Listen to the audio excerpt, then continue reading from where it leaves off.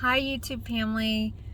I'm so sorry that we haven't been on here to give you guys an update. It's just been a crazy roller coaster ride these last couple of weeks. So I'm going to get on here to tell you what's going on. I really wanted Justin to get on here and tell you, but he's not able to right now. I know I gave you the last update, which was on the 3rd of June, and I was waiting for him to get out of surgery.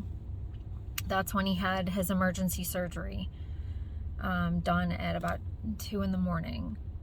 So, but let me back up. Just right before then, the doctor came in to tell Justin and myself about the pathology report on Justin's old liver.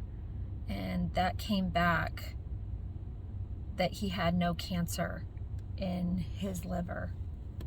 And they took out 7 lymph nodes as well, and there was no traces of any cancer anywhere in his body. So praise the Lord. That was amazing news. And so what had happened was that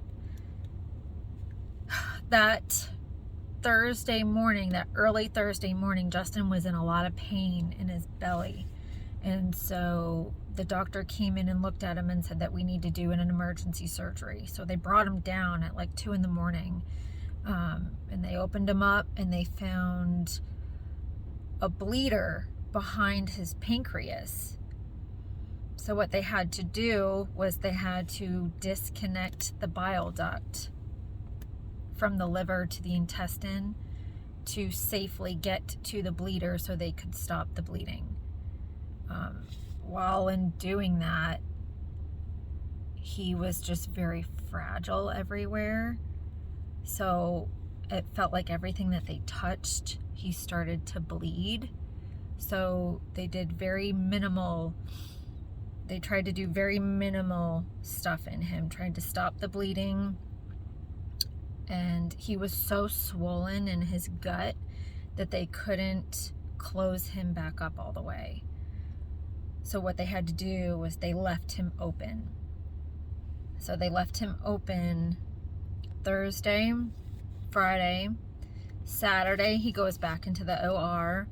They go back in and they clean him out and they recheck everything. Everything was okay, but they still couldn't close him up because he was still so swollen. His intestines were swollen. His pancreas was hard as a rock. There was too much fluid on his body. So they needed to give his body more time to get rid of the fluid so they could close him up. So the next time that they went into surgery was the 8th of June. So that would have been the following Tuesday. And that Tuesday was when they closed him up. The doctor,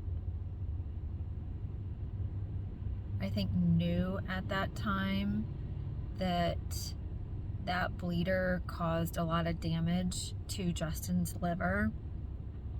And so they were hopeful, but they didn't know if it was going to be able to recover or not.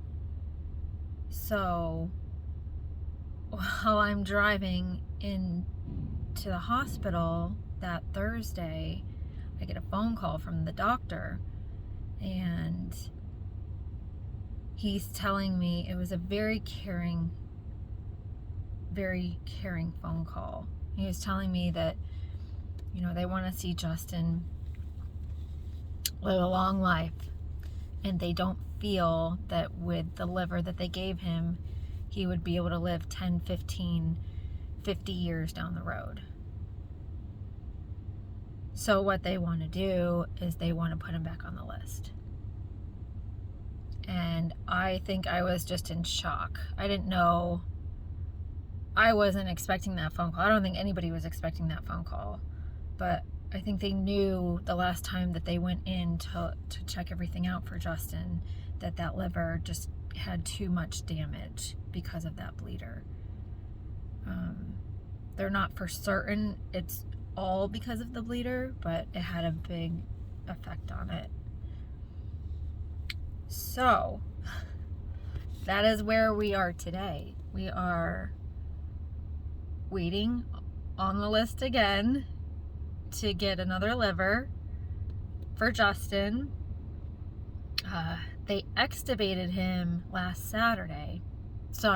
Friday. So he was, trying to talk a little bit and tell us, what he wanted Friday, and then Saturday morning, he just kind of tuckered himself out. He got too winded, couldn't catch his breath. So they had to re-intubate him. And so he's been intubated up until today. So that's where we are, folks. We are waiting on the list again to get another liver for Justin. This will be his 5th liver with his essentially 4th surgery. I just hope that everything is going to go well according to plan, that the doctors and the nurses know what they need to do for Justin, and just pray to God that everything goes well. So we are on the bandwagon again of getting another liver for him, and